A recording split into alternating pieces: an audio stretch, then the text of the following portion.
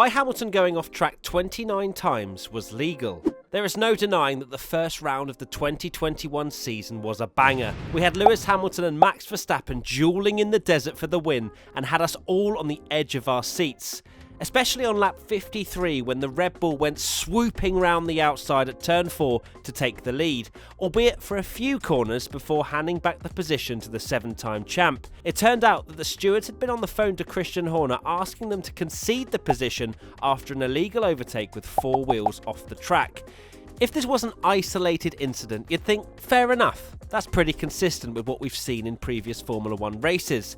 However, this wasn't the case. The stewards had decided that in practice sessions and qualifying, no driver would be allowed to extend turn 4, but in the race they changed their approach completely and said the track limits at the exit of turn 4 will not be monitored with regard to setting a lap time. Notice how it says lap time at the end. This explains why Hamilton was able to get away with going off the track 29 times in this area, because he was simply allowed to. When it comes to actual wheel-to-wheel racing, there's another rule in place under the sporting regulations which stops drivers from gaining a lasting overall advantage by leaving the track.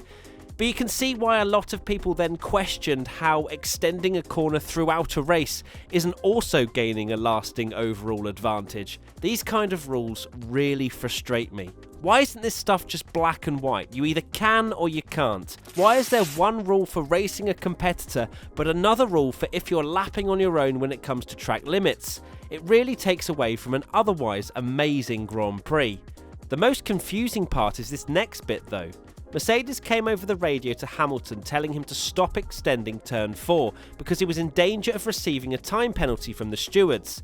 However, Michael Massey, the race director, came out post-race and said that nothing changed at all regarding the FIA's stance on track limits throughout the race.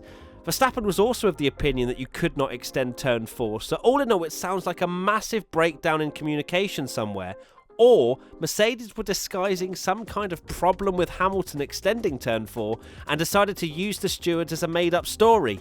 Millions of people watching at home were left rather confused about the whole situation, me included. So how do they fix this problem? In my opinion, you just keep the rulings consistent throughout the entire weekend, where drivers will get lap times deleted if they break track limits in areas where it is deemed you can gain an advantage. And if they disobey those rules a certain amount of times, it's a penalty.